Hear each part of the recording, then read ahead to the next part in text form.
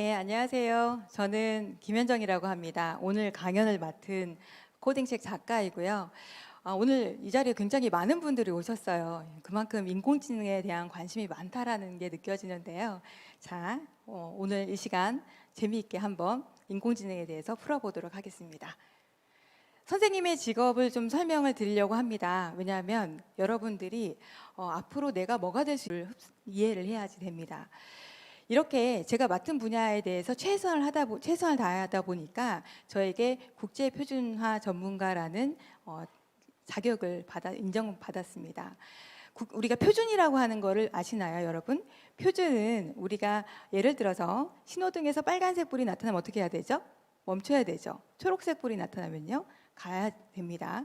이런 식으로 서로 약속된 방법과 절차를 표준이라고 하는데요. 이 표준이 국내에서만 표준을 하는 게 아니라 해외 글로벌하게도 표준화 작업을 진행을 하고 있습니다. 그래서 1년에 2번 해외 유명하신 분들과 함께 표준화 작업을 하고 있습니다. 이것을 위해서 지금도 영어 공부를 저는 하고 있습니다.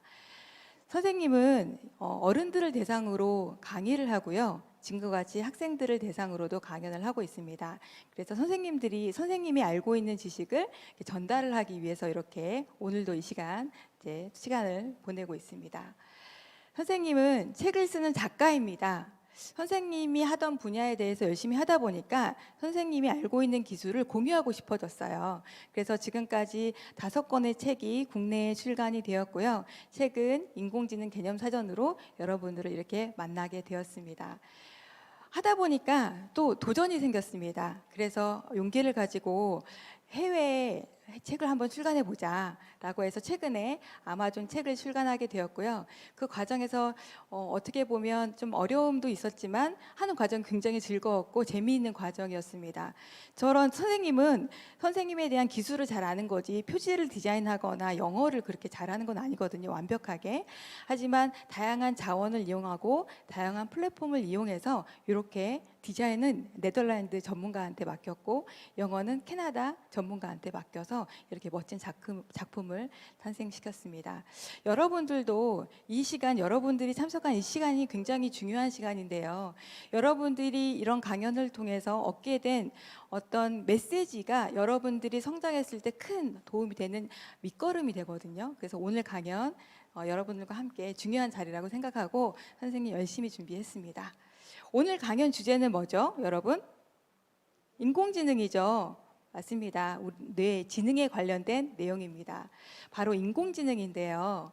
인공이란 단어를 여러분들이 우리 생활에서 굉장히 많이 쓰이고 있거든요. 그래서 사전적인 단어를 찾아보니까 이렇게 쓰여 있었어요. 사람의 힘으로 자연에 대해서 가공하거나 작용하는 일을 인공이라는 말을 씁니다. 그래서 우리는 일생생활에 인공색소, 인공향수, 그리고 인공호수, 인조가죽 굉장히 많이 쓰이고 있었거든요. 그런데 인간의 지능을 흉내내서 인공을 만든다면 무엇이라고 부를까요? 그렇죠. 인공지능이라고 부릅니다. 그래서 우리가 이제는 인공지능이라는 단어가 굉장히 익숙해지다 보니까 인공이라는 단어가 굉장히 자연스러워졌어요. 우리 지능을 모방해서 만들었던 인공지능에 대해서 사실 정확히 잘 모르지만 인공지능은 당연한 거야 라고 느껴질 수도 있습니다. 여러분들이 경험한 인공지능 무엇이 있으셨나요? 아마 AI 스피커는 한 번 정도 경험을 해본 적이 있으실 거예요. 그래서 예를 들어서 그렇죠. 누구야?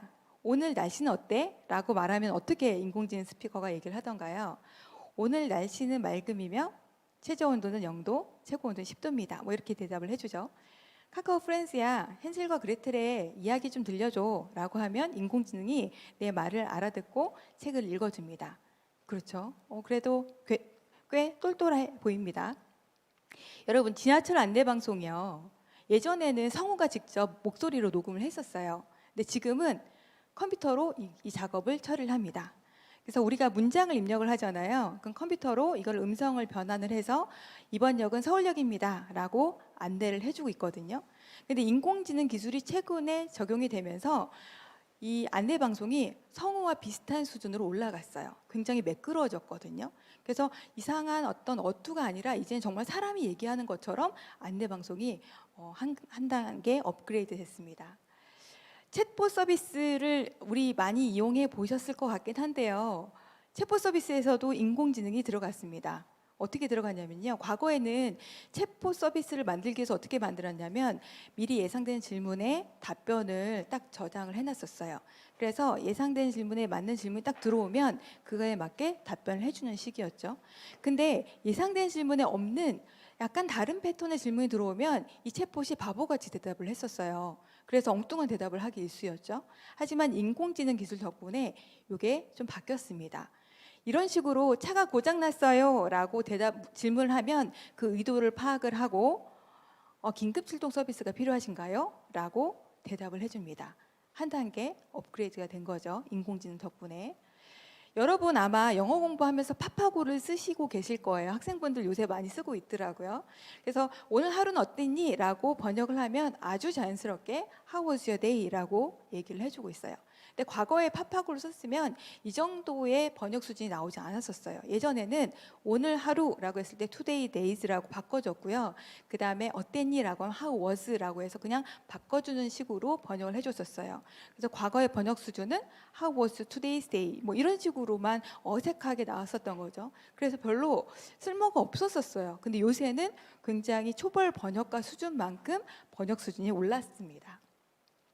여러분 넷플릭스 많이 보시죠? 넷플릭스의 영화 추천 시스템, 이게 바로 인공지능 기술 덕분에 나도 모르게 내가 원하는 영화가 추천이 된다라고 느끼셨을 거예요. 우리가 넷플릭스에서 영화를 볼 때 영화를 보다가 중단을 하거나 혹은 영화를 끝까지 보면 이 시청자는 이런 영화를 좋아하는구나 라고 기록으로 남깁니다. 그리고 우리가 이제 넷플릭스에서 영화가 하나 들어오면 그 영화의 특징을 잡아서 그 영화에 맞는 키워드를 뽑아내요. 그리고 빅데이터로 만드는 거죠. 그래서 예를 들어서 오징어 게임이다 라고 하면 게임, 이정재, 스릴러 뭐 이런 식의 어떤 키워드를 뽑아서 그 개인한테 맞는 영화들을 추천을 해줍니다. 이렇다 보니까 넷플릭스 통해서 사람들의 고객의 이제 시청의 만족도를 얻을 수 있고 이런 어떤 온라인 서비스, 온라인 스트리밍 서비스에서 굉장히 강세를 보이고 있죠. 여러분이 경험한 인공지능 어떠셨어요? 만족하신다고요? 괜찮으신 것 같으세요? 에이, 그 정도는 인공지능이 아니지 라고 생각하시는 분들도 계실 것 같으세요. 근데 여러분들이 지금 경험하신 인공지능은 약 인공지능입니다. 약한 인공지능이거든요. 그래서 약한 인공지능은 어떤 의미냐면 일정한 순서와 틀이 정해진 업무에 적용이 되는 인공지능을 얘기를 합니다. 그래서 인공지능 스피커에 들어가는 인공지능은 그 업무만 할 수 있어요.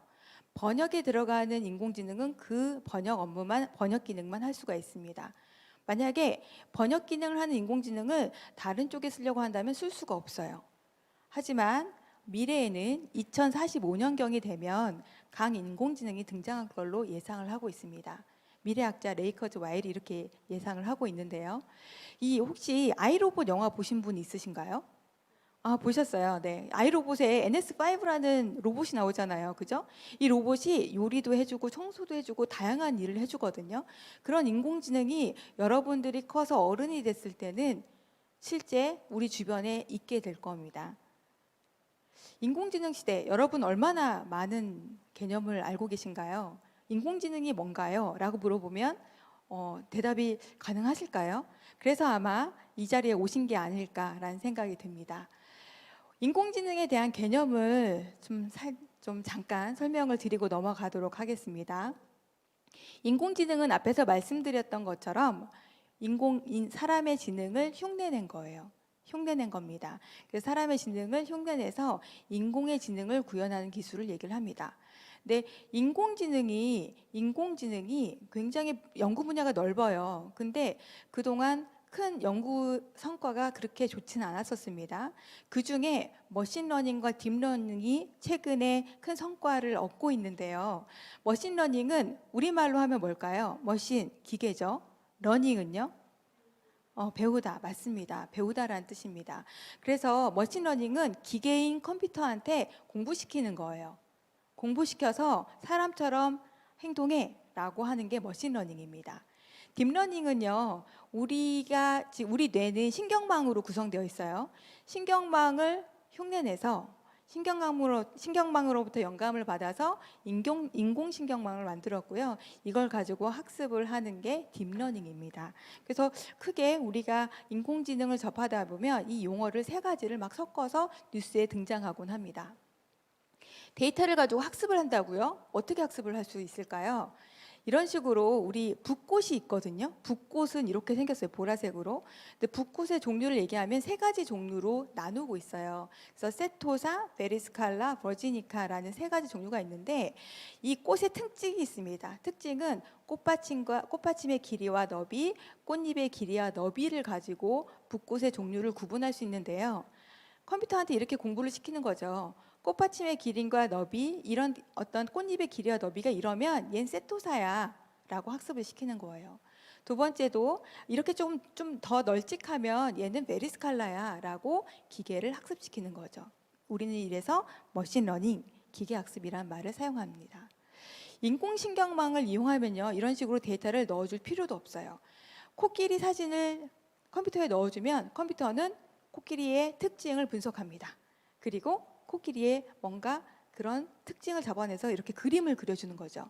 아, 이런 어떤 모습은 코끼리구나. 아, 이런 모습은 펭귄이구나 라는 특징을 잡아내기 시작을 합니다. 그리고 딥러닝이 훨씬 좋은 성과를 보이고 있어요. 높은 정확도를 보이고 있죠. 그럼 우리 그동안 학교에서 코딩을 해야 된다고 해서 코딩을 배웠어요. 근데 인공지능도 중요하다고 이제 인공지능도 공부해야 된다고 그러거든요. 둘의 관계가 뭘까요? 그거를 설명을 드리도록 하겠습니다. 코딩이란 컴퓨터가 해야 할 작업을 코드로 하나부터 10까지 시시콜콜하게 알려주는 거예요. 컴퓨터야 90을 넣으면 A라고 결과를 내야 돼 라고 코드를 넣어줘야 돼요. 컴퓨터야 B 80이라고 입력을 하면 B라는 결과가 나와야 돼 라고 코드를 작성해 주는 거죠. 여러분들 엔트리 해보셨죠? 엔트리에서 코드 아무것도 작성 안 하면 어떻게 되나요? 엔트리봇 안 움직이죠. 그죠? 코드를 넣어줘야지 그 코드에 맞게 엔트리봇이 움직이거든요. 이런 식으로 내가 원하는 바를 코드를 다 넣어줘야지 컴퓨터가 작동하기 시작합니다. 코드 안 넣어주면 전 몰라요. 아무것도 동작을 하지 않게 됩니다. 그래서 컴퓨터를 보고 우리 이런 사람 있나요? 컴퓨터야, 선생님을 봤으면 인사를 해야지 라고 얘기한 사람 있어요? 아직 컴퓨터는 그런 수준이 아니거든요. 그럼 어떻게 해야 돼요? 컴퓨터가 이해할 수 있는 언어로 프린트 안녕하세요 뭐 이런 식으로 명령을 쳐줘야지 그제야 안녕하세요 라고 화면에 출력을 해주는 것이죠. 그게 바로 코딩입니다.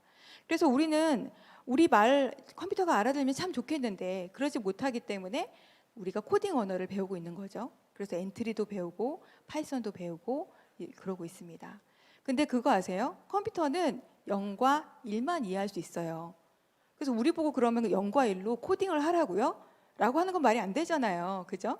그렇기 때문에 전문가들이 친절하게 이렇게 코딩 언어를 만들어줬고 그리고 코딩 언어를 0과 1의 기계어로 바꿔주기 시작을 해준 겁니다. 그래서 중요한 점은 코딩에서는 이런 식으로 프로그램을 만들면 그 규칙에 맞게 입력 데이터가 출력 데이터로 바뀝니다. 그래서 규칙에 있는 입력값만 받을 수 있거든요. 만약에 규칙에 없는 새로운 입력값이 들어오면 어떻게 될까요? 에러를 발송을 해요. 여러분 에러 메시지 가끔 보시죠? 그 입력값은 잘못 입력하셨습니다 라는 에러 메시지를 보셨을 텐데요. 이런 식으로 규칙에 있는 것만 동작을 하게 됩니다. 프로그램은.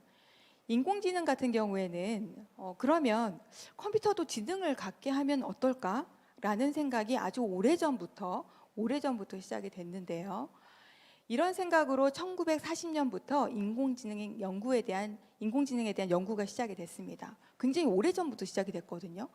한 60년 정도가 됐어요. 근데 그럼에도 불구하고 최근에서야 인공지능에 대한 어떤 성과가 나오기 시작한 거는 그만큼 인공지능 연구가 굉장히 어려운 분야였었습니다. 이 초기에는 사람들의 관심이 굉장히 높았었어요. 그래서 인공지능이 연구를 하면 20년 후에는 인간과 같은 인공지능이 탄생할 거야 라는 기대도 있었고요. 그리고 많은 책도 출간되고 연구에 대한 투자도 활발하게 이루어졌던 때입니다. 하지만 인공지능에 대한 연구에 대한 기대와는 달리 사람들의 어떤 그 연구 성과물이 실험용에 그치지 않았고 그리고 투자자한테 약속한 결과물을 내놓지 못했었어요. 그래서 사람들의 기대에 못 미치는 연구 성과로 인공지능의 투자가 중단되고 맙니다. 그래서 한동안 인공지능은 양치기 소년과도 같았어요. 인공지능 이렇게 연구가 필요합니다라고 수출을 해주면 결과가 나오지 않았었거든요. 그래서 사람들은 인공지능 연구에 대해서 등을 돌렸어요. 그리고 믿지 않았던 거죠. 그러던 중에 이제 그런 과정을 거치며 사람들은 연구에 투자가 끊긴 그 기간을 인공지능 겨울이라고 부릅니다. 추웠던 그 기간에 그럼에도 불구하고 연구를 했던 유명한 연구학자들이 있는데요. 그 연구학자들의 오랜 기간 연구 덕분에 빛을 보기 시작을 합니다. 그런데 왜 인공지능 연구가 이렇게 어려웠던 걸까요? 우리가 모라벨의 역설을 보면 좀 이해하기 쉬울 텐데요. 사람에게 쉬운 것은 컴퓨터에게 어렵습니다. 사람이 딱 보고 이거 강아지네, 이 동물은 고양이네 라고 쉽게 인지를 하죠. 그죠? 근데 컴퓨터가 뭔가를 인지하는 걸 굉장히 어려워해요. 그리고 사람들이 말하고 듣고 걷고 이런 것들을 쉽게 배우지만 컴퓨터는 굉장히 어렵습니다. 로봇이 두 발로 제대로 평형을 이루면서 걷는 것도 얼마 되지 않았었어요. 반면에 컴퓨터에게 쉬운 것은 사람에게 어렵습니다. 컴퓨터가 제일 잘하는 게 뭘까요? 계산하는 기능이겠죠. 그죠? 계산을 1초 만에 해내요. 근데 우리 사람한테 그런 계산 기능 1초 만에 하라고 하면은 불가능하겠죠. 그렇기 때문에 이런 어떤 어려운 점이 컴퓨터에게 있다라는 거를 좀 이해해 주셨으면 좋겠고요. 우리 치와와 머핀입니다. 딱 보시면 치와와 머핀 금방 구분이 되시죠? 근데 인공지능 이거 헷갈려해요. 저거 치와 같은데 99.5%로 쟤는 치와입니다. 뭐 이렇게 잘못된 대답을 내놓기도 합니다. 그래서 우리가 인공지능이 그만큼 사람의 영역을 따라가기에는 그만큼 어려운 과정이었다라는 거를 좀 이해해 주셨으면 좋겠고요. 다행히도 2000년대부터 인공지능 기술에 대한 성공 사례가 등장합니다. 아마 여러분들 경험이 있으실지 모르겠지만 미국에서는 유명한 퀴즈쇼가 있어요. 제퍼디 퀴즈쇼라고 있는데요. 이때 켄 제닉스라는 사람이 74번 나가서 74번 우승을 한 사람이 있어요. 정말 대단한 사람이거든요. 이 사람이 나를 이길 사람이 없어 라는 정도로 퀴즈 대회에서 우승을 계속 했는데 IBM 왓슨이라는 인공지능이랑 대결을 펼칩니다. 누가 이겼을까요? 왓슨이 이겼어요. 왓슨이 이겼습니다. 그래서 유명해졌어요. 인공지능이 이제 되나 보다 라고 사람들은 생각을 하게 된 거죠. 2016년 여러분 이거 기억하시나요? 알파고와 이세돌의 대국. 그 당시에 사람들이 이렇게 두 인공지능과 사람이 대결을 했을 때 당연히 사람이 이기지. 바둑이 얼마나 어려운데. 물론 체스는 인공지능에 정복을 당했어요. 하지만 바둑 같은 경우에는 경우의 수가 많고 복잡하기 때문에 당연히 사람이 이길 거라고 생각을 했었거든요. 하지만 결과는 알파고가 이겼습니다. 이 사건이 우리나라에 인공지능 투자에 대한 폭풍으로 다가왔어요. 그러네. 우리나라도 빨리 인공지능 연구해야 되겠다라는 큰 바람을 불어주었습니다. 인공지능의 핵심 키워드는 기계학습입니다. 기계가 학습을 하는 거죠. 근데 어떻게 기계가 학습을 할 수 있다는 거죠? 궁금하지 않으세요? 그 과정은 사람의 학습 방법에서 찾아볼 수가 있습니다. 여러분들한테 굉장히 쉬운 질문을 하겠습니다. 하지만 컴퓨터는 어려워요. 자, 이 동물의 사진은 무엇일까요? 강아지죠? 강아지죠? 약간 좀 어려운 거 해볼게요. 약간 어렵습니다. 자, 한 번 더 해보겠습니다. 이 동물은요? 사자요? 호랑이요? 호랑이입니다. 줄무늬가 있었거든요. 그죠? 근데 우리 유치원 다닐 때 이런 거 배웠어요. 그죠? 그래서 여러분들이 사물을 인식할 수 있었던 거는 바로 어린 시절의 학습 과정에 있었기 때문입니다. 그래서 유치원에 이렇게 배웠죠. 강아지 사진 밑에 강아지라고 쓰여 있었어요. 그죠? 그리고 고양이 사진 밑에 고양이라고 쓰여 있었습니다. 집에서도 이런 걸 막 붙여놨었죠. 그죠? 이렇게 우리 프로그램이 동작하는 방식을 다시 한번 설명을 드리면 프로그램은 입력에 맞게 출력이 나온다고 말씀을 드렸잖아요. 우리가 인공지능이 동작하는 방식은 앞에처럼 그림에 강아지라고 쓰는 것처럼 입력 데이터에다가 레이블을 붙여놓습니다. 이렇게 생긴 이미지가 강아지야. 이렇게 생긴 이미지가 호랑이야 라고 알려주면 컴퓨터는 둘의 관계에 규칙을 발견합니다. 그래서 이 규칙을 찾아가는 과정을 우리는 학습이라고 하는 것이죠. 우리 지도하다라는 말을 우리는 보통은 잘 안 쓰지만 여러분들은 학교에서 선생님의 지도를 받고 있죠. 지도하다라는 의미는 어떤 목적이나 방향으로 가르쳐 이끌다라는 뜻을 가지고 있습니다. 이거 왜 이 말을 하냐면요. 자, 우리가 이 사진은 고양이야 라고 지도를 해줬죠. 이 사진은 호랑이야 지도를 해줬죠. 이렇게 학습 데이터와 레이블의 관계를 알려주는 것을 뭐라고 하냐면 지도학습이라고 합니다. 지도학습. 그 지도학습 할 때는 뭐가 필요하다고요?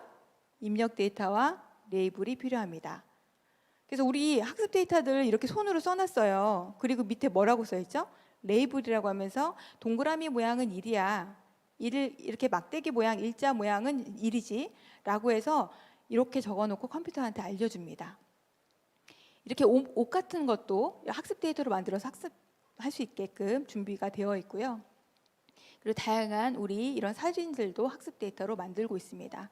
그래서 전 세계적으로 우리나라뿐만 아니라 전 세계적으로 이 학습 데이터를 굉장히 많이 만들고 있거든요. 그래서 길을 가다 보면 우리 표지판 있죠.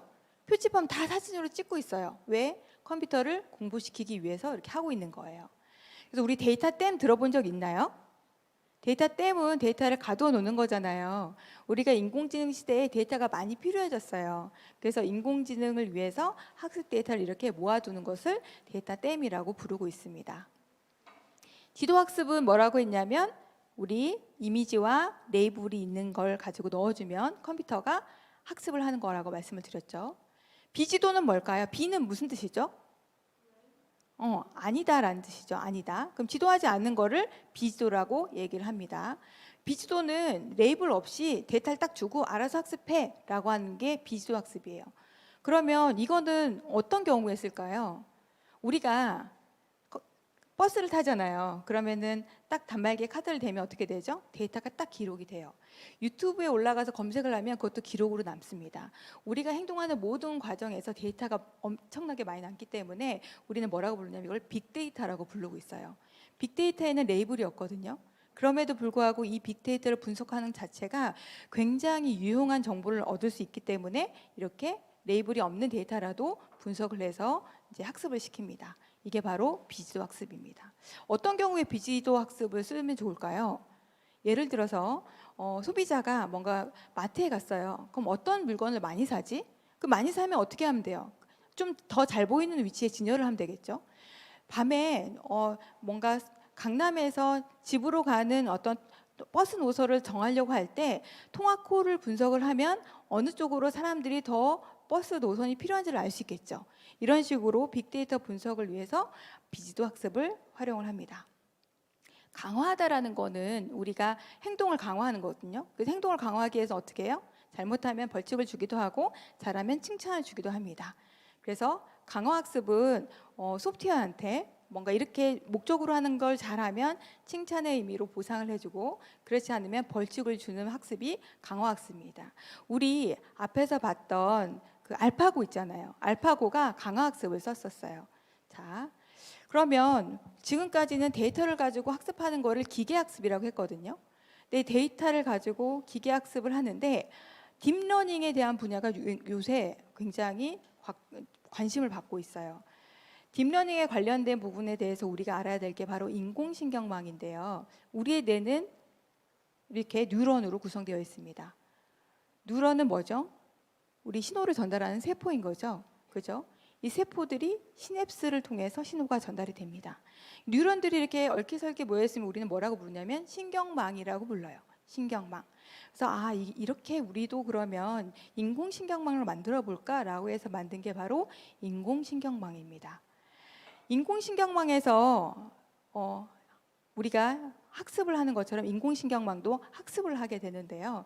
이런 식으로 인공신경망에 이미지를 넣어줍니다. 이미지를 넣을 때 지도학습은 어떤 걸 같이 넣어준다고요? 레이블을 같이 넣어준다고 했죠. 그러면 이렇게 선이 이렇게 빨간색으로 바뀌어져요. 바뀌어져서 저런 이미지가 하면 이라는 결과가 나와야 되는구나라고 학습을 하는 거죠. 규칙을 발견하는 겁니다. O를 누르면 또 저 안에 있는 선들이 막 이렇게 굵게 막 바뀌면서 출력층에 O라는 값이 나오게 됩니다. 이렇게 학습을 하게 되면 학습하지 않았던 새로운 이미지가 들어와도 아, 얘는 5구나라는 결과를 출력을 할 수 있게 되는 것이죠. 이게 바로 학습입니다. 엔트리에서 보시면 엔트리에서 이거 하면 본 적 있나요, 여러분? 인공지능 해본 적 있죠? 인공지능 보면 지도학습, 비지도학습 이런 단어가 등장했잖아요. 그게 바로 그런 내용이에요. 그래서 여러분들이 지도학습을 할 때는 아, 이 강아지는 이런 이미지는 강아지야 라고 지도해 주는 거고, 비지도학습은 알아서 학습을 해 라고 하는 게 비지도학습입니다. 여러분들이 이미지 모델 학습하기 화면에서 이렇게 이미지 올렸었죠. 그죠? 이미지 올린 적 있었죠? 그 다음에 그 위에다 고양이라고 써줬어요. 그러면 무슨 의미예요? 컴퓨터야, 이렇게 생긴 게 바로 고양이야 라고 알려주는 거죠. 지도학습을 한 거예요. 지도학습을. 그래서 이런 식으로 만들어진 인공신경망, 이 모델을 우리는 문제를 해결하기 위해서 활용을 합니다. 그래서 인공지능 학습을 시키면 이렇게 그래프가 막 등장하기 시작합니다. 그죠? 이런 그래프 본 적 있죠? 이런 그래프 의미가 뭘까요? 파란색 점선을 보시면 파란색 점선은 1이라는 결과가 찍혔고요. 최종적으로. 그리고 지금 주황색은 뭐 찍혔죠? 0.7이 찍혔죠. 이게 무슨 의미냐면 파란색은 주어진 이미지에 대해서 학습을 잘해서 100점 만점을 받은 거예요. 학습을 잘한 거죠. 근데 우리 학습 잘했다고 항상 100점 받는 거 아니잖아요. 그래서 시험을 봤어요. 시험을 봤더니 주황색 결과가 나왔어요.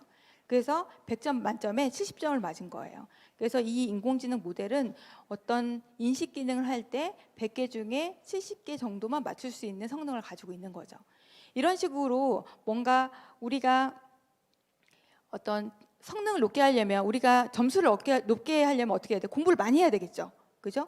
인공지능한테 좀 더 인식률이 좋게 하고 분류를 잘게 하려면 어떻게 해야 되겠어요? 공부를 많이 시켜야 되겠죠. 그래서 입력 데이터 아주 많이 넣어주면 그만큼 정확도가 높아지게 됩니다. 그러면 인공지능 어디에서 활용이 될까요? 이거 한번 자율주행차 여러분 아시나요? 그죠? 사람이 없이 알아서 운전하는 거예요. 근데 자율주행차에서 가장 중요한 기술이 뭐냐면 인식 기술이에요. 인식 기술. 여기 보시면 사람이 사람으로 인식이 됐고, 그리고 위에 신호등도 인식이 됐죠? 표지판도 인식이 됐어요. 근데 사람을 자동차로 잘못 인식하면 어떻게 될까요? 사고가 나겠죠. 그죠? 그게 굉장히 중요한 부분이에요. 인식 부분이. 근데 자동차는 시속 100km로 달릴 수도 있고 천천히 달릴 수도 있어요. 근데 빨리 달릴지라도 인식을 제대로 해야 되거든요. 그만큼 컴퓨터의 성능이 좋아야 되겠죠. 그래서 오른쪽은 가는 길이고 왼쪽은 붉은색으로 지금 표시가 되어 있는데 이런 것들을 순식간에 인식을 해서 판단을 해야 됩니다. 그래서 인공지능이 자율주행차에 들어가고 있다라는 거고요. 우리 길거리에 있는 CCTV 영상이 지금 이런 기술이 적용되어 있어요. 그래서 여기 보시면 자전거라고 해서 바이시클이 찍혔죠. 그리고 위에 빌딩도 빌딩이라고 찍혀 있고요. 사람들은 휴먼이라고 찍혀 있습니다. 이런 식으로 사람을 인식하는데요. 사람을 보고 그냥 인식하면 별로 도움이 안 되잖아요. 그죠? 어떤 경우에 이걸 쓰냐면 어떤 길거리에서 누군가가 같이 지나가고 있어요. 근데 갑자기 둘이 싸우는 거예요. 싸우는 걸 보고 이 영상을 보면서 아, 둘이 뭔가 문제가 있다. 범죄가 일어나고 있다라는 거를 인지해서 인공지능이 찾아냅니다. 지금 이 기술이 들어가고 있어요. CCTV에 들어가고 있고 여러분들이 이제 뭔가 이상한 행동을 하게 되면 이거를 알람으로 알려주고 있습니다. 기계 번역인데요. 요새는 번역 기술이 굉장히 좋아졌어요. 그래서 예전에는 번역을 하면 초벌 번역가가 있었고 초벌 번역가가 한 거를 전문 번역가가 다시 한번 감수를 해줬거든요. 근데 이제는 초벌 번역가의 자리가 위태로워졌어요. 왜냐하면 초벌 번역가의 수준만큼 기계 번역의 성능이 올라왔거든요. 어떻게 가능이냐면 인공지능 기술 때문에 이게 가능해졌습니다. 어떻게 기계 번역에 인공지능이 들어갔을까요? 우리 한글 문장 있잖아요. 안녕하세요를 영어로는 헬로우라고 하잖아요. 이거를 통째로 학습을 시킵니다. 이렇게 들어가면 한글 문장은 영어로 이렇게 나와야 돼라는 지도 학습을 해줍니다. 이런 식으로 기계 번역을 해주기 때문에 웬만한 문장은 사람 수준의 어떤 번역 성능을 보여주고 있습니다. 의료 영상 진단에서도 쓰고 있는데요. 가장 높은 성과를 보이고 있는 분야거든요. 여러분들이 사진 엑스레이 찍어 보셨어요? 엑스레이를 찍으면 어떤 병이 있는지 알 수가 있잖아요. 그죠? 그럼 엑스레이에 어떤 자그마한 점을 보고 여기에 병이 있나 보다라고 판단을 하거든요. 그래서 수많은 그런 사진을 가지고 인공 컴퓨터를 학습을 시킵니다. 이렇게 이미지에서 이런 유형의 점이 보이면 이거는 암이야라고 알려주는 거죠. 그래서 이렇게 학습시킨 어떤 영상 진단기를 이용해서 이제 사람이 없이도 전문가가 없이도 영상 진단, 암 진단이나 병명을 진단할 수 있는 수준까지 이르렀어요. 그래서 국산 의료 AI라고 해서 기사가 있는데요. 위암 조기 발견 정확도가 98.5%라고 합니다. 그만큼 정확도, 인공지능의 어떤 정확도가 굉장히 높아졌어요. 그래서 사람들이 이제 진단 분야에 대해서도 그럼 의사 선생님 안 필요한 거 아닐까요? 라고 생각할 수 있는 정도로 이렇게 인공지능 기술이 많이 높아지고 좋아졌습니다. 이거 보셨어요, 혹시? 인공지능 모델? 선생님 이거 보고 깜짝 놀랐어요. 너무 이제는 가상의 인물, 인공지능으로 이제 모델을 만들기 시작을 한 거죠. 그래서 우리가 이렇게 인공지능을 가지고 이제는 새로운 세계가 나오고 있어요. 새로운 세계가 나오고 있어요. 그래서 이제는 정말 가까운 곳에서 인공지능 기술이 우리의 생활에 이렇게 스며들고 있구나라는 생각이 들고요. 이렇게 우리가 앞에 지금까지는 재미있다, 즐겁다, 인공지능이 있으니까 좀 편리해졌다라고 생각할 수 있겠지만 앞으로 미래에 여러분들이 경험하게 될 인공지능은 좀 더 큰 바람으로, 큰 변화로 오게 될 겁니다. 그래서 인공지능 발전으로 미래 일자리에 변화가 생기는데요. 어떻게 변화하냐면 맥킨지의 사라지는 일자리와 생겨난 일자리라는 보고서가 있어요. 여러분들은 커서 뭐가 되고 싶으세요? 자, 그거 고민을 지금부터 좀 해보셨을 텐데 앞으로 2030년이 되면 AI와 로봇 때문에 여러분들의 일자리가 4억에서 8억 명이 일자리를 잃을 거래요. 너무 많은 사람들이 일자리를 잃을 거라고 하거든요. 근데 그거를 대신해서 새로운 일자리가 생긴다고 하거든요. 새로운 일자리가. 그래서 없어지는 일자리만큼 새로운 일자리가 생겨날 것이라고 생각하고 있습니다. 예전에는 선생님 어릴 때는 타자기를 치는 사람이 있었어요. 타자기를 치는 사람이 월급을 받으면서 했었거든요. 근데 요새는 타자기 치는 사람 없어요. 그죠? 일자리가 바뀌었거든요. 예전에는 영어를 잘하면 성공하던 시대가 있었어요. 그래서 선생님 어릴 적에는 영어를 잘하면 취업도 쉽고 그런 시기에 있었거든요. 근데 지금은 달라졌어요. 영어는 당연히 다 잘해야지 라는 시대가 왔습니다. 지금 여러분들 세상에 컴퓨터는 기본적으로 다 하잖아요. 그죠? 컴퓨터 못하는 사람이 어디 있어요, 요새? 하지만 컴맹이란 말을 쓰지도 않습니다. 하지만 앞으로 여러분들이 커서 어른이 됐을 때는 인공지능을 모르면 과연 우리 현재 미래의 업무에 잘 적응할 수 있을까를 좀 고민을 해야 될 시기가 왔습니다. 그렇기 때문에 우리가 지금 현재 열심히 최선을 다하는 것도 중요하지만 사회 변화를 이해하면서 미래를 준비하는 것이 굉장히 중요하다. 여러분들이 이 자리에 앉아서 인공지능이 뭐고 내가 인공지능이 이게 사회를 바꾸기 때문에 이렇게 열심히 해야 되는구나, 미래를 준비해야 되는구나라는 어떤 메시지를 얻으셨다면 이 강의는 성공했다라는 생각이 들어요. 왜냐하면 이 강의는 지식을 전달하는 것보다 여러분들이 앞으로의 사회가 이렇게 변하고 있다라는 것을 알려드리는 강의였거든요.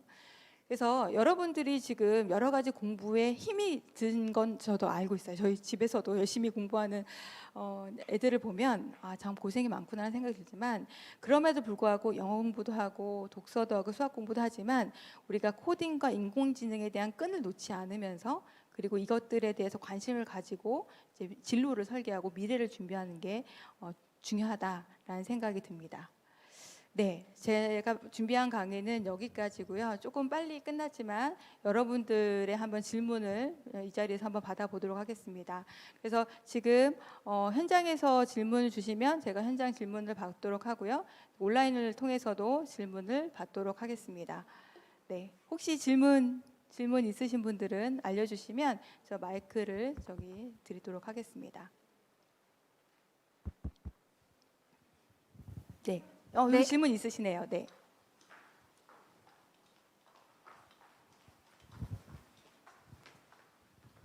그 미래에 인공지능 관련한 유망한 직업들 같은 게 뭐가 있나요? 어, 인공지능에 관련돼서는 인공지능 연구를 하는 분야가 있어요. 근데 이제 인공지능 연구는 전문 그 과학자들이 할 수도 있고요. 여러분들은 그런 연구 분야를 공부를 할 수도 있고, 컴퓨터에 관련된 분야가 다 인공지능 연구에 관련된 분야입니다. 그것뿐만 아니라 다른 어떤 분야의 일을 하더라도 인공지능을 잘 활용하는 방법을 아시면 여러분들한테 뭔가 일을 하면서 기회를 얻을 수가 있습니다. 그래서 미래학자는 이런 얘기를 해요. 앞으로 인공지능을 누가 잘 이용하느냐가 결국 성공을 가를 수 있는 큰 키워드가 될 것이다라는 얘기를 하고 있거든요. 그렇기 때문에 자기가 좋아하는, 자기가 뭔가 희망하는 진료 분야가 있다면 거기에서 인공지능을 어떻게 활용할 건지, 새로운 기술을 어떻게 활용할 건지를 좀 고민해 보시면 도움이 될 것 같습니다. 네, 네, 좋은 질문이었고요. 감사합니다. 네, 저쪽에서도 질문이 있으시네요. 지금은 직업 1순위가 의사로 알고 있는데, 그러면은 미래에는 인공지능과 의사가 합쳐져서 계속 의사가 1위를 유지하게 될 것인가요? 아니면은 또 다른 직업이 인공지능과 관련된 그런 직업이 의사를 제치고 1위를 할 수 있나요? 제 생각에는 인공지능이 완전 사람의 영역을 바꾸긴 어려울 거예요. 가장 이상적인 방향은 사람의 어떤 그런 많은 업무를 줄여줄 수 있는 방향으로 인공지능을 활용하면 좋을 것 같다는 생각이고요. 근데 지금 우리나라와 달리 외국에서는, 미국에서는 직업 1순위, 희망 1순위가 IT예요. 소프트웨어 개발하는 전문가를 원하거든요. 그래서 지금 의사나 전문직에 있던 그런 어떤 전문직 같은 경우는 인공지능에 위협을 당하고 있는 건 사실이지만, 만약에 변호사, 법을 공부하는 사람이 인공지능을 모르면 다른 사람에 비해서는 경쟁력이 떨어지게 되겠죠. 왜냐하면 똑같이 달리는 게 아니라 한 사람은 인공지능을 활용해서 법이나 이런 것들을 연구를 해서 더 빨리 그리고 더 정확히 분석을 할 수 있는데, 그렇지 않은 사람들은 옛날의 방법을 가지고 이제 연구를 해야 되는 거니까 아무래도 경쟁력이 좀 떨어질 수 있겠죠. 네. 네, 그러면 이제는 온라인에서 유튜브를 통해서 질문 올라온 걸 한번 받아봤으면 좋겠는데요. 네, 네, 어떻게 되어 있나요? 한번 볼까요? 지금 올라온 질문 중에 네이버 번역, 이미지 검색 등 인공지능 러닝 과정을 위해 데이터 하나하나를 입력하고 값을 지정하는 건 다 사람이 하나요? 단순 작업이긴 하지만 이런 데이터를 입력하는 업무는 앞으로도 계속 존재할 수 있을까요? 되게 좋은 질문이세요. 인공지능인데 컴퓨터가 알아서 해줘야 되는 거 아닐까요? 생각하실 수도 있는데, 사실 우리가 학습 데이터라고 하는 거 지금 사람이 다 수작업을 하고 있어요. 사람이 그래서 표지판에 뭐 글자가 있다거나 이런 것들을 다 사람들이 다 타이핑해서 적고 있어요. 근데 이게 지금 학습 데이터가 어느 정도 완성이 되고 충분히 데이터 댐이 만들어지게 된다면 이런 업무는 더 이상 없어질 수 있습니다. 그리고 그런 과정조차도 이제 인공지능 기술로 대체가 될 수 있는 가능성이 높습니다. 네, 좋은 질문이었고요. 다음 질문을 한번 넘어가겠습니다. 감정을 느끼는 인공지능이 언제쯤 개발될까요? 네, 그런 질문을 주셨는데요. 감정을 느낄 수 있는 수준이 되려면 일단 우리 사람의 뇌에 대한 분석이 이루어져야 된다고 그래요. 왜냐하면 아직 우리 뇌에 대한 연구는 미개척 영역이거든요. 그래서 사람들에 대한 어떤 뇌에 대한 분석과 그리고 그에 대한 어떤 인공지능 기술이 같이 뒷받침돼야지 될 것 같고요. 그래서 어떤 시기를 특정 짓기는 어려워요. 그래서 2045년도가 되면 강인공지능이 등장한다고 하지만 그 이후에는 아마 더 가속도가 붙어서 연구가 될 거다라는 말을 하고 있습니다. 네. 여기까지 이제 질문을 받으면 될 것 같고요. 저는 오늘 좀 여러분들한테 중요한 개념 그리고 메시지를 전달하고자 노력을 했습니다. 오늘 배웠던 거 한번 생각을 해보면 우리 인공지능이 뭐라고 했죠? 인간의 지능을 흉내낸 거라고 했어요. 근데 인공지능이 학습을 하기 위해서는 어떤 과정을 거쳤냐? 결국 인공지능, 머신러닝은 뭐냐면 유튜브 질문을 더 받아달라는 말씀이 있으시네요. 네, 네, 알겠습니다. 네, 죄송합니다. 딥러닝이 발달하면 많은 일이 가능할 것 같다라고 생각하시는데요. 미래 시대를 대비하기 위해서 아이들에게 가장 필요한 항목은 무엇일까요? 미래 시대에 제일 필요한 요소는 인성이라는 의견도 있는데 공감하시는지 궁금합니다. 맞습니다. 그 컴퓨터를 사용하다 보면 우리 인공지능이랑 사람이랑 공존하려면 인공지능이 못하는 걸 우리가 해야 된다라는 얘기를 하거든요. 근데 인공지능이 못하는 건 창의성이에요. 그리고 앞으로 사람들이 이제 없어지지 않을 직업으로 뽑는다고 하면 사람 간의 대면으로 하는 그런 직업들이 남아 있을 거예요. 왜냐하면 사람들이 어떤 따뜻한 손길을 원하거든요. 사람들은. 그래서 그런 부분, 인성에 관련된 부분도 굉장히 중요할 것 같고요. 그리고 앞으로 뭔가 인공지능 기술 시대, 인공지능 시대에 우리가 좀 그래도 미래를 위해서 준비를 한다고 한다면 귀를 열고 이런 세미나도 들으시고 귀를 열고 그리고 눈을 열고 책을 보시면서 우리가 무엇을 공부하는 게 맞겠구나, 나한테 필요한 게 뭐가 있겠구나라는 거를 조금 이해하신 큰 흐름을 이해하는 게 중요합니다. 왜냐하면 큰 흐름, 방향이 잘못 설정이 되면 다른 길로 갈 수 있거든요. 여러분들이 하셔야 되는 일은 딱 어떤 직업을 지금 정하실 필요는 없으세요. 하지만 어떤 방향으로 내가 하고 싶다라는 큰 틀을 하면 결국은 그 길을 가게 되거든요. 선생님도 어릴 때는 어떤 생각을 했냐면 저는 컴퓨터 하는 걸 좋아했어요. 그리고 어린 시절 컴퓨터를 하는 사람이 굉장히 부러웠어요. 그래서 나는 컴퓨터를 하는 사람이 돼야지라는 그런 꿈을 가지고 이제 공부를 하기 시작했고 지금까지 왔다는 생각이 들거든요. 그래서 여러분들이 좋아하는 게 있고 적성에 맞는 걸 일단 찾으시고요. 이것저것 한번 시도를 해보세요. 나는 이건 안 맞아. 나는 컴퓨터에 좀 적성이 맞네. 라고 해서 그런 분야를 찾으셔서 그쪽 분야로 큰 흐름을 이해하시면 도움이 될 것 같습니다. 네, 하나 질문 더 받아볼까요? 네, 지금 인공지능을 여기 현장에 질문이 있으시네요. 먼저 현장 질문 받겠습니다. 인공지능이 창의성이 좀 부족하다고 지금 말씀하셨는데 제가 어느 책에서 보니까 요즘에 어떤 인공지능이 자기가 소설을 써서 어디 수성했다고 그런 거를 봤거든요.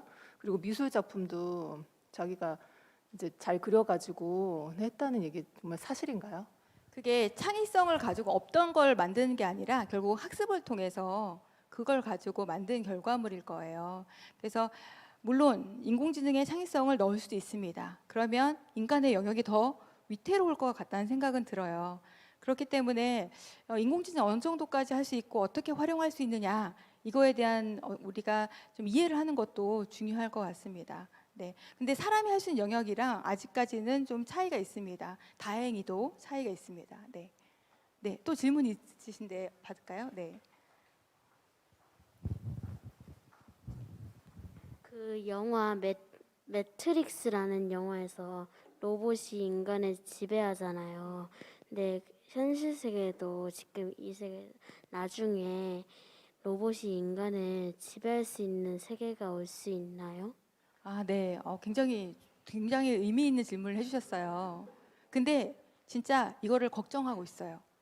걱정하고 있어서 인공지능이 나중에는 초인공지능 시대가 올 거라고 보고 있거든요.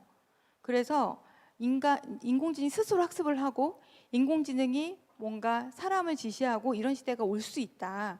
그러니까 우리 인공지능한테 윤리를 가르쳐야 된다라는 거를 논의하고 있습니다. 그래서 우리가 인공지능을 자유롭게 막 연구하는 건 좋지만 결국은 인간의 영역을 침범하지 않는 선에서 우리가 연구를 해야 하고 활용하는 것도 굉장히 중요한 시기가 됐습니다. 네. 네, 한 분 더 질문 받겠습니다. 예, 저는 지금 초등학교 6학년, 4학년 자녀를 둔 아빠입니다. 네. 인공지능 저도 개인적으로 좀 공부를 아주 개인적으로는 조금 해봤는데 통계, 하드웨어, 소프트웨어 공부할 게 굉장히 많은데 앞으로 이제 인공지능 시대에 우리 초등학교 학생들이 어떤 거에 좀 중점을 맞춰서 공부하면 나중에 도움이 많이 될지 자녀 교육을 시키는 아빠로서 좀 궁금합니다. 현재 저도 인공지능 공부를 좀 해봤는데요. 어려운 분야예요. 수학으로 가득 찬 분야이기도 하고요. 그리고 인공지능에 대한 핵심 기술은 아직 우리나라에는 부족한 편이에요. 다만 우리나라가 응용을 굉장히 잘하거든요. 그래서 인공지능을 서비스화하고 활용하는 데는 굉장히 좋은 어떤 결과를 보이고 있어요. 그래서 앞으로 우리가 핵심적인 인공지능 기술은 그 전문 영역에서 하시는 분들이 하실 거고 우리가 인공지능을 가지고 무엇을 할 수 있을까? 인공지능에 관련된 직업이 무엇이 있을까? 이런 방향을 가지고 공부를 하시면 좋을 것 같고요. 지금 인공지능에 대한 지식을 깊이 있게 아실 필요는 없으세요. 다만 코딩에 관련된 부분을 좀 권장해 드리고 싶은 건 인공지능과 컴퓨터에 관련된 가장 기반이 되는 학문이 분야가 코딩이기 때문에 기본적으로 코딩을 하면 그거에 대한 논리적인 사고를 배울 수 있고요. 그리고 코딩을 하면 인공지능 기술을 활용할 수 있는 능력이 생깁니다.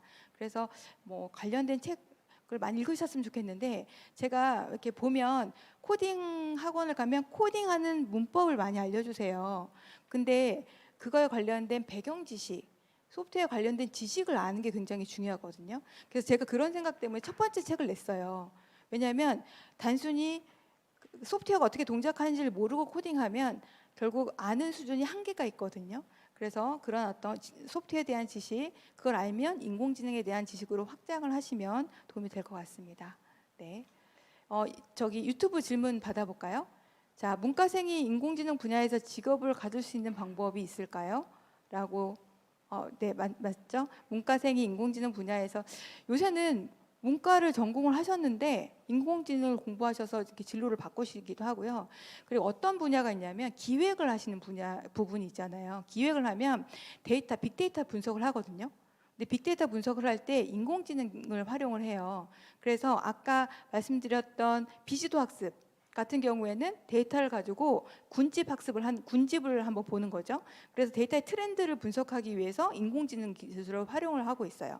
그래서 꼭 인공지능이 컴퓨터를 전공한 사람만 활용하는 게 아니라 뭔가 기획을 하거나 혹은 소비 패턴을 이해한다거나 마케팅을 한다거나 그런 쪽에서도 활용되고 있기 때문에 그 인공지능을 준비하시는 분들한테도 이제 미래 문과 쪽에 계신 분들도 충분히 좀 도움이 되는 영역이다라고 말씀을 드리고 싶습니다.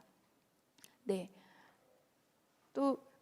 네, 그럼 여기까지 질문 하나 더 받아볼까요? 네, 초등 아이와 부모가 인공지능에 친숙할 수 있는 활동이 있을까요?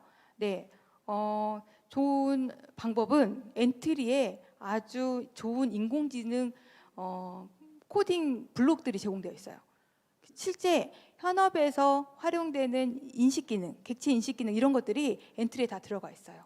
그래서 엔트리를 가지고 아이와 함께 인공지능 연습해 보면 이게 지도학습이야. 이렇게 하면 사물을 인식할 수 있어. 뭐 이런 것들을 설명해 주시면 좋을 것 같습니다. 네, 그러면 강학습에서 칭찬해 준다는 거는 무슨 말이냐면요. 지금 질문 중에 강학습에서 칭찬해 준다는 거는 뭔가 점수를 주는 거예요. 그래서 예를 들어서 우리 로봇 청소기 있죠. 로봇 청소기가 원하는 방향으로 청소를 잘해요.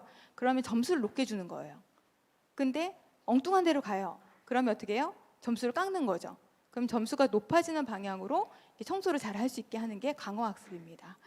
네, 질문을 관심이 굉장히 많으셔서 질문이 되게 많이 주셨는데 그러면 오늘 배운 거 다시 한번 정리해 보겠습니다. 기계학습은 컴퓨터한테 데이터를 가지고 학습을 시키는 거라고 말씀을 드렸죠. 그래서 지도학습과 비지도학습이 있다고 했고요. 그리고 제가 한 가지만 좀 더 강조드리고 싶은 거는 저는 예전에도 그런 말씀을 드린 적이 있어요. 과연 우리가 지금 영어 단어를 열심히 외우는 게 최선일까라는 생각이 들었거든요. 사회는 변하고 있는데 이렇게 책상에 교과서만 보고 준비하는 게 맞을까라는 생각이 들었었거든요. 그렇기 때문에 세상이 이렇게 변하고 있구나. 세상이 달라지고 있구나 라는 거를 고개를 들어서 한번 보셨으면 하는 바람이 있고 그 내용을 그 메시지를 오늘 잘 전달되었으면 하는 바람이 있습니다. 그러면 오늘 저는 짧지만 강의를 마치도록 하고요. 이만 인사드리도록 하겠습니다. 강연해주신 김현정 작가님께 박수 부탁드립니다. 네, 감사합니다. 네, 감사합니다. 네, 마지막으로 잠깐 공지사항 말씀드리겠습니다. 온라인 설문조사에 참여해 주시는 분들 중 3명을 추첨하여 작가님 저서를 보내드릴 테니까 참여를 부탁드리고요. 그 현장은 첫 번째 질문하신 여학생하고 두 번째 질문하신 여학생께 책을 보내드릴게요.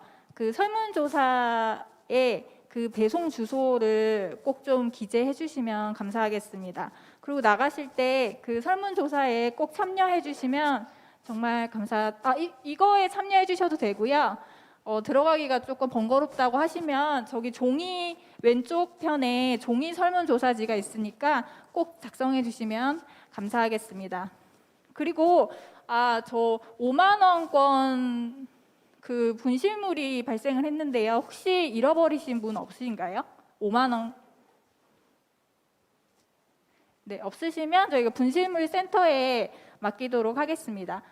네, 그러면은 오늘 참여해 주셔서 정말 감사드립니다. 감사합니다.